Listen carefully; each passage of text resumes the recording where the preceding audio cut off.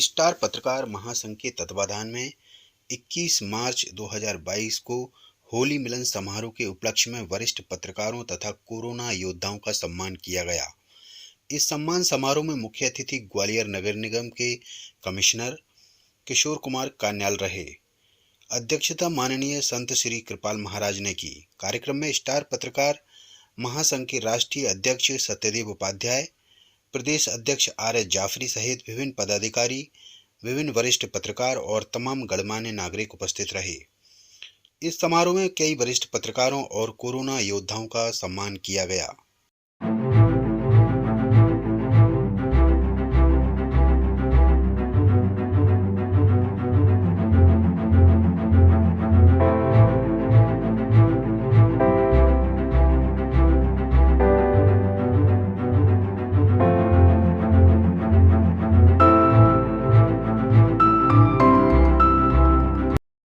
सम्मान समारोह में वरिष्ठ पत्रकार एवं समाज सेवी केशव पांडे ने पत्रकारों की क्षमता और उनकी परेशानियों पर प्रकाश डाला। पत्रकारिता का जो काम है वो नोबेल कामों में माना जाता है। वकालत का काम है वो भी नोबेल कामों में माना जाता है। डॉक्टर का काम है वो नोबेल कामों में माना जाता है। पत्रकारिता का जो काम है ये ऋषि कर्म का काम है। ऋषि लोग होते थे ना उस जमाने में, आज से पीछे चले जाए 1000 साल पहले, तो ऋषि जो होते थे वो इतने ताकतवर होते थे कि अगर किसी ने कोई गलत काम समाज में किया या वो उससे नाराज हो गए और वो काम से सहमत नहीं है तो उनने पानी की 4 बूंदे अगर आपके ऊपर डाल दी तो आपका कल्याण निश्चित है। और आपको कोई आशीर्वाद ऐसा दे दिया कि जिससे आप कहाँ थे और कहाँ पहुंच गए, तो वो ऋषि कर्म जो है वो पत्रकारिता का भी कर्म है।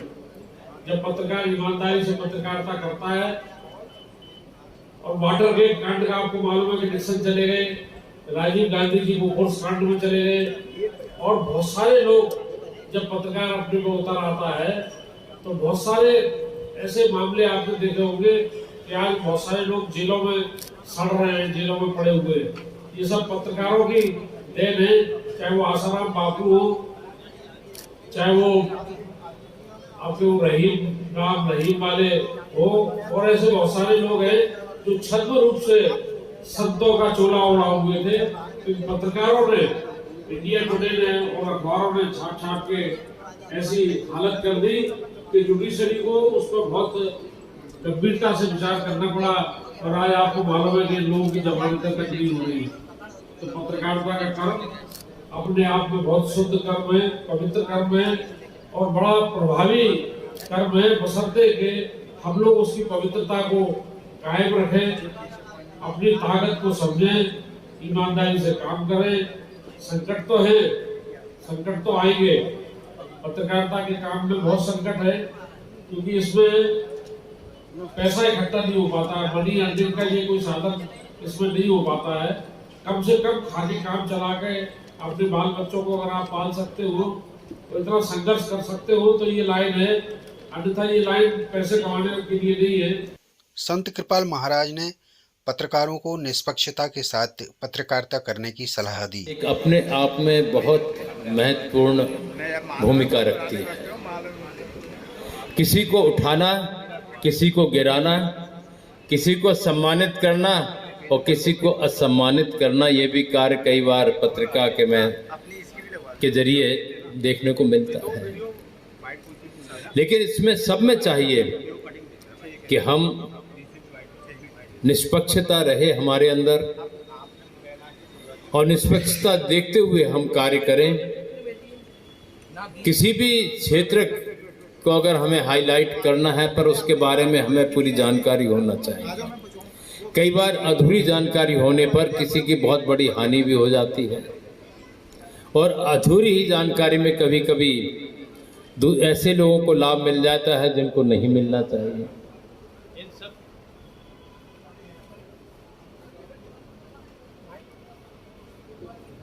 इन सब चीजों का ध्यान रखते हुए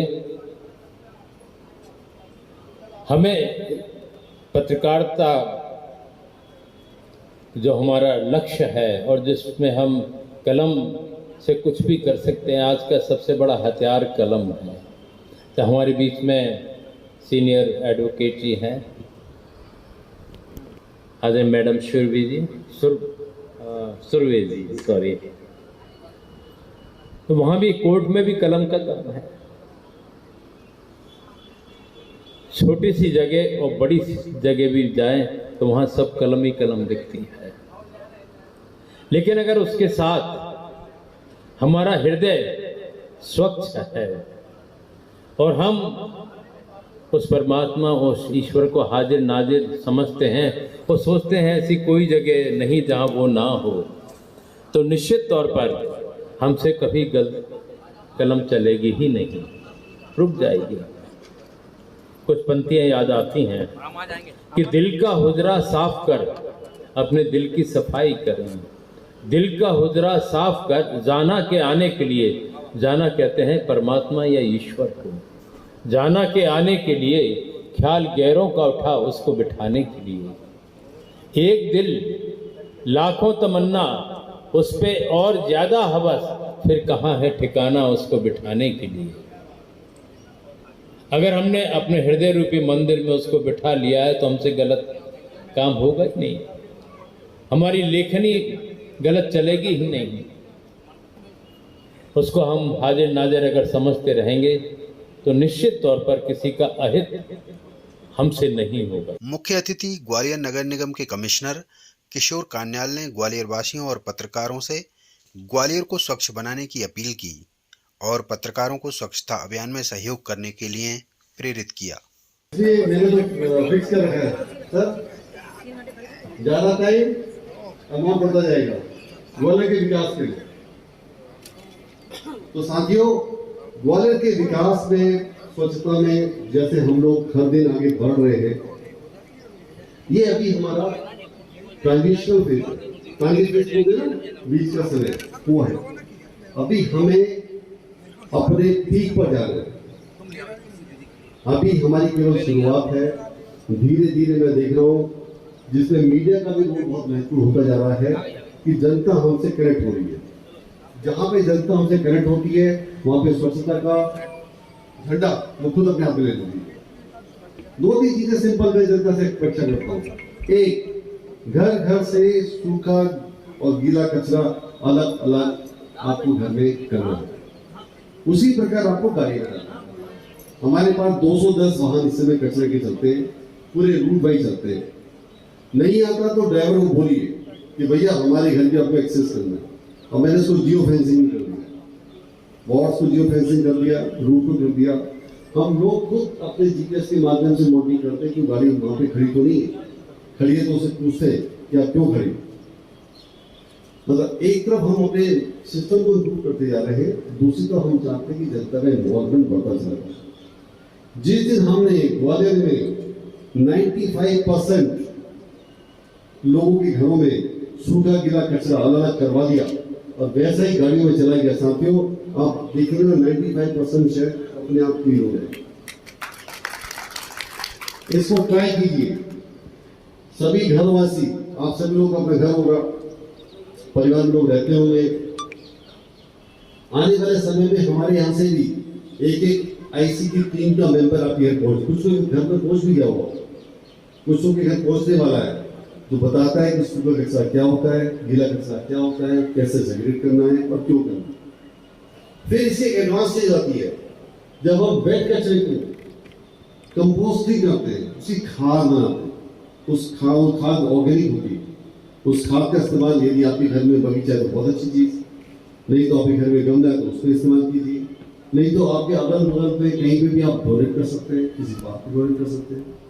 अभी हमने ग्वालियर में 8-10 पार्क को लिया है, उस पार्क में हम लोग खाद नहीं बनाते। मैंने खुद अपने घर से शुरुआत की।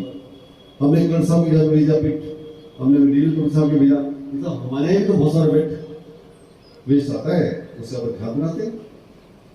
तो शुरुआत हो चुकी है। बहुत से मेरे पास फोन आते लोगों की, जब मैं हर शनिवार को वीसी लेता हूँ तो लोग अपने एक्सपीरियंस मुझे शेयर करते हैं कि साहब मैंने अपने घर में बहुत सुंदर बगिया बना रखी है, मैं अपने घर में खुद खाद इस्तेमाल करता हूँ। और आने वाले समय में जब ये सर्वे होगा तो हम इसका एग्जाम्पल उनके सामने देने वाले हैं कि सब देखिए ग्वालियर में भी काफी लोगों ने अपने घरों में अपने बल पर ही प्रयास कर दिए।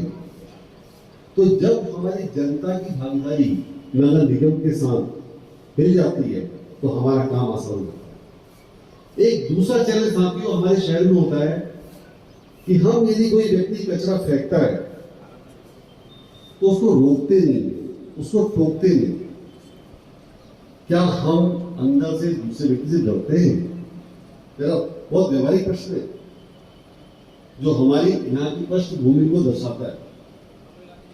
नहीं डरना, अब समय आ गया है, आपको नहीं डरना, उसको रोकना है, उसको टोकना है। हमारे साथ में नगर निगम के मैंने लगभग 250 लोगों को लगा रखा है जो इनका काम ही रोकना टोकना होता है, बट मैं चाहता हूं कि जनता उसमें इन्वॉल्व हो। समाज सेवी गायत्री सुरभि ने स्वच्छता को लेकर जागरूकता की बात कही। उन्होंने कहा, पत्रकार जागरूक होंगे तो पूरा ग्वालियर जागरूक होगा।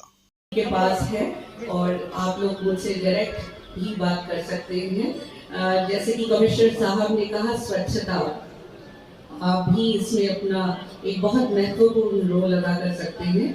इंदौर को हमेशा प्रथम पुरस्कार मिला है, ग्वालियर पीछे नहीं रहना चाहिए। मैं भी जब विदेश में रही तो चूंकि दुबई में 14 साल रही तो वहाँ पे कचरा फेंकने पे 500 दिरहम 5000 लगभग फाइन होता था। तो मुझे भी आदत है कि जब भी मैं कुछ फल खाऊं तो कचरा अपनी कार में ही रखती हूँ। और ऐसे ही आप लोगों से कहूंगी कि जब भी आप भी कुछ इस तरह देखते हैं या आप अपने आप भी कोई चीज फल इस्तेमाल करते हैं तो कोशिश कीजिए कि कचरा साथ में रखिए, जहाँ डस्टबिन हो वहाँ डालिए। आप जागरूक होंगे तो पूरा ग्वालियर जागरूक होगा, मध्य प्रदेश जागरूक होगा। और आप ये ताकत रखते हैं, आप वो सिपाही हैं जो रोज फ्रंट पे लड़ते हैं अपने आप से, समाज से, सिस्टम से। और आपकी ताकत बहुत बड़ी ताकत है। आप वो सैनिक हैं, आपके पास अनलोडेड मिसाइल नहीं बल्कि लोडेड मिसाइल है। बस आपकी दिशा और दशा अगर सही होगी तो मुझे लगता है आप बहुत कुछ आगे कर पाएंगे।